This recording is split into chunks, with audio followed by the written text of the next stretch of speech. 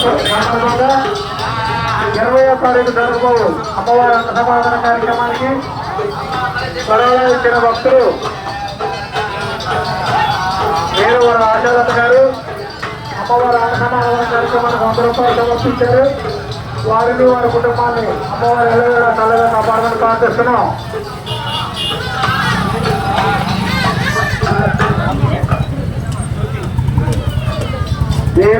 ధృతి కార్లు అమ్మవారి అన్న సమాధాన కార్యక్రమానికి 200 రూపాయలు సమర్పించారు. వారిని వారి కుటుంబాన్ని అమ్మవారి ఎల్లవేళ చల్లగా కాపాడమని ప్రార్థిస్తున్నాం.